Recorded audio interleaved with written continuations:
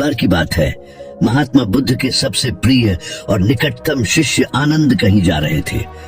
रास्ते में उसने देखा कि एक अधेड़ उम्र का आदमी चट्टान पर बैठा रो रहा है।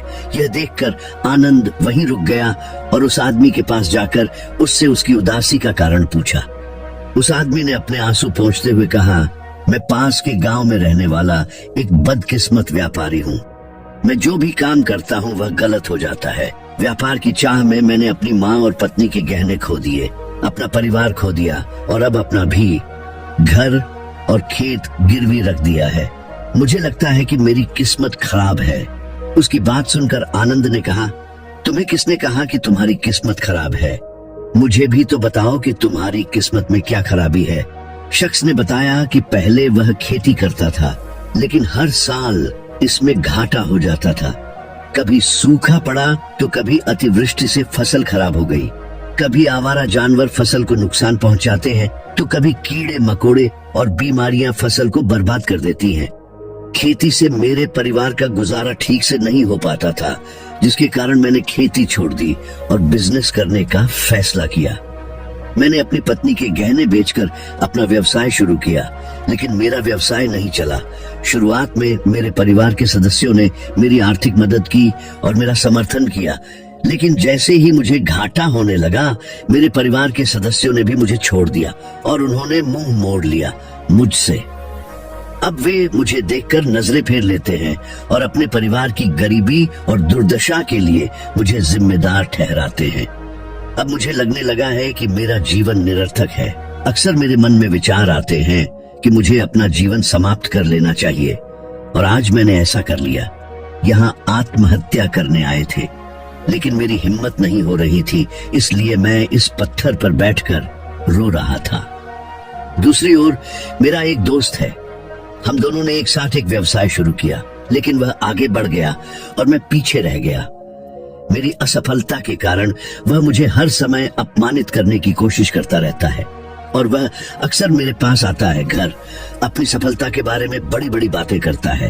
वह मेरे परिवार को बताता है कि उसने कितनी मेहनत करके इतना बड़ा व्यवसाय खड़ा किया है, और वह अक्सर मुझे, मेरी पत्नी और मेरे माता पिता को अपने फलते फूलते व्यवसाय की कहानियां सुनाता है, जिससे मेरा परिवार प्रशंसा करता है उसे, लेकिन वे मेरे बारे में बुरा बोलते हैं।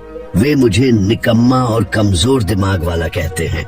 मेरी पत्नी और माँ मुझे हर बात पर ताना मारते हैं, जिससे मुझे बहुत दुख होता है, और कभी कभी मुझे अपनी असफलता पर गुस्सा आता है, लेकिन मैं समझ नहीं पाता क्या करें। यह सुनकर भिक्षु आनंद ने पूछा, आपको किस बात से दुख होता है? आपकी अपनी विफलता या आपके मित्र की सफलता? सवाल सुनकर उस आदमी ने एक पल सोचा और फिर कहा, सच बताऊं तो मुझे अपनी असफलता पर उतना दुख नहीं होता जितना अपने दोस्त की सफलता पर होता है। भिक्षु आनंद ने अगला प्रश्न पूछा, यदि आपका मित्र व्यवसाय में असफल हो जाता और आप सफल हो जाते तो क्या आप खुश होते? व्यक्ति ने कहा, हाँ, मुझे बहुत खुशी होगी। आनंद ने कहा, मतलब आपकी खुशी आपके दोस्त पर निर्भर करती है। अगर वह चाहे तो आपको खुश कर सकता है, और अगर वह चाहे तो आपको दुखी भी कर सकता है। आप खुद से न तो खुश हो सकते हैं और न ही दुखी। भिक्षु आनंद की बातें सुनकर वह व्यक्ति कुछ देर सोच में पड़ गया और फिर बोला, आपकी बातें सुनकर मुझे कुछ आशा जगी है। तब भिक्षु आनंद ने कहा, जब हम किसी चीज की आशा करते हैं तो हम उस पर निर्भर हो जाते हैं, फिर हमारा सुख दुख भी उस पर निर्भर होने लगता है। इसलिए सबसे अच्छा है कि आप खुद से ही उम्मीद करना शुरू कर दें। जब आप ऐसा करते हैं और साथ ही मेहनत और ईमानदारी से काम करते हैं तो आपको सफलता जरूर मिलेगी। आप सोचते हैं कि आपका दोस्त आपको नीचा दिखाने के लिए आता है, वह आपको दुखी करने के लिए आता है, लेकिन अगर आप ईमानदारी से सोचें तो वह जो बातें कहता है वह सच होती है। आपको उनके संघर्षों और अनुभवों के बारे में बताता है। आप उन चीजों से बहुत कुछ सीख सकते हैं। आपको उनका आभारी होना चाहिए कि आपको घर बैठे इतने सारे अनुभव मिल रहे हैं। उन अनुभवों का लाभ उठाएं, एक नई शुरुआत करें, ईमानदारी से काम करते रहे, कभी नहीं हार मान लो। एक दिन तुम्हें सफलता अवश्य मिलेगी। आज तुम इसे दुर्भाग्य या बुरा समय कह रहे हो, एक दिन यह बदलेगा और इसके साथ ही तुम्हारी सोच और विचार भी बदल जाएंगे। और देखिए, जब आपका अच्छा समय शुरू होगा तो आपके दोस्त भी आपको उसकी सफलता की कहानी नहीं बताएंगे। फिर उसे आपको अपनी असफलताओं और परेशानियों के बारे में बताने दें ताकि आप उसकी बात सुनकर भ्रमित हो जाएं। आपका आत्मविश्वास हिल जाता है और आप गलत निर्णय ले सकते हैं। लेकिन उस समय भी आपको अपनी बुद्धि का इस्तेमाल करना होगा और खुद पर भरोसा रखना होगा। जिस तरह आज आपका दोस्त आपको दुखी करने के लिए आएगा, उसी तरह वह उस समय भी आपको बनाने के लिए आएगा दुखी। क्योंकि जैसे तुम्हें उसे दुखी देखकर आनंद आता है, वैसे ही उसे भी तुम्हें दुखी देखकर आनंद आता है। उस व्यक्ति ने कहा, आप सही कह रहे हैं आर्षी, लेकिन मुझे सबसे बड़ा दुख यह है कि इसमें मेरे परिवार के लोग भी शामिल हैं। दरअसल मैं अपने परिवार के लिए अच्छा करना चाहता था और उन्हें खुश रखना चाहता था, लेकिन वह मेरी बात भी नहीं समझ रहा है। शब्द और भावनाएं, वे मुझे गलत कहते हैं और कुछ समय के लिए वह मेरे साथ भी नहीं है। भिक्षु आनंद ने उस व्यक्ति को समझाया कि हम हमेशा चाहते हैं कि हम जो भी करें लोग उसकी प्रशंसा करें, लेकिन आम तौर पर ऐसा नहीं होता। लोग करते हैं, हमारे प्रयासों की सराहना नहीं करते, जिसके कारण हम दुखी हो जाते हैं। हमें लगने लगता है कि हमारे दोस्त, रिश्तेदार और परिवार के सभी सदस्य स्वार्थी हैं। लेकिन अगर आप किसी को अपना परिवार मानते हैं और उनके लिए कुछ करना चाहते हैं, तो आप ऐसा क्यों सोचते हैं? आप दूसरों के लिए कुछ कर रहे हैं। वास्तव में आप अपनी खुशी के लिए कुछ कर रहे हैं, क्योंकि उन्हें कुछ करते हुए देखना ही आपको कुछ बनाता है आप खुश। अगर ऐसा करते समय आप सोचते हैं कि आप दूसरों के लिए कुछ कर रहे हैं, तो आप दुखी रहेंगे। लेकिन अगर आप सोचते हैं कि आप यह अपने लिए कर रहे हैं, तो आप खुश होंगे, क्योंकि जब हम ऐसा करते हैं या करना चाहते हैं अपने लिए कुछ है, तो हमें इसके लिए सांत्वना की आवश्यकता नहीं है। साधु आनंद की ये बातें सुनकर उस व्यक्ति के चेहरे के भाव बिल्कुल बदल गए।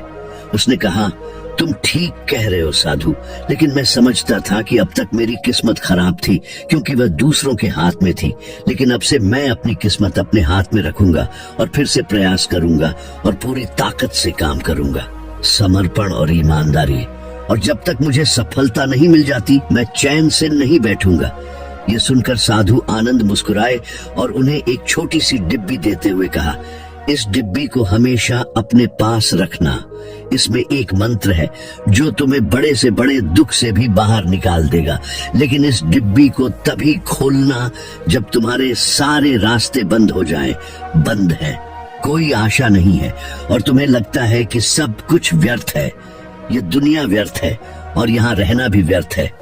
उस आदमी ने साधु आनंद को धन्यवाद दिया और बक्सा लेकर अपने घर लौट आया। उन्होंने नए उत्साह के साथ अपना व्यवसाय फिर से शुरू किया और इस बार उनका बिजनेस चल निकला। अपनी मेहनत और लगन के दम पर कुछ ही सालों में वह एक बड़े बिजनेसमैन बन गए। उनके साथ उनके परिजन भी आए थे और उसका जीवन अत्यंत सुख, शांति और समृद्धि से बीतने लगा। लेकिन वक्त और किस्मत के खेल को आज तक कोई नहीं समझ पाया है और ना ही कोई समझ पाएगा। ये हमेशा एक जैसा नहीं रहता, ये बदलता रहता है। ये भी व्यक्ति के जीवन में परिवर्तन। वह व्यक्ति जिस राज्य में रहता था, उस पर पड़ोसी राज्य के राजा द्वारा आक्रमण कर दिया जाता था। उस हमले और डकैती में उस व्यक्ति का सारा पैसा भी लूट लिया गया। उनकी दुकान और घर जला दिया गया। अपनी जान बचाने के लिए उन्हें अपने परिवार सहित वहां से भागना पड़ा। व्यक्ति कई दिनों तक अपने परिवार के साथ इधर उधर भटकता रहा। वह हर छोटी चीज के लिए मोहताज हो गए। उनका बच्चा बीमार हो गया और इलाज के अभाव में बीमारी से बुरी तरह पीड़ित होने लगा। यह देखकर उसका हृदय चीत्कार करने लगा। उनके पास अपने बेटे का इलाज कराने और अपने परिवार का भरण पोषण करने के लिए पैसे के नाम पर एक सिक्का भी नहीं था। वह अंदर से टूट गया था और निराशा एक बार फिर उस पर हावी हो गई। उसे लगने लगा कि उसका जीवन निरर्थक है, सारा संसार अर्थहीन था। लेकिन तभी अचानक उसे साधु आनंद द्वारा दी गई पेटी की याद आई। उसने बड़ी उत्सुकता से उसे खोला तो डिब्बे के अंदर एक पर्ची मिली। उस पर कुछ लिखा हुआ था। पर्ची पढ़ते ही उसकी आंखों के सामने छाया निराशा का अंधेरा गायब हो गया और वह अचानक मुस्कुरा दिया। पर्ची पर लिखा था कि यह वक्त भी गुजर जाएगा दोस्तों, ये कहानी हमें सिखाती है कि समय के खेल को समझना संभव है। ये हमेशा बदलता रहता है, इसलिए हमें बुरी परिस्थितियों में निराश नहीं होना चाहिए। आत्मविश्वास बनाए रखना होगा क्योंकि समय बदलता है। यदि आज बुरा है तो कल निश्चित ही अच्छा होगा।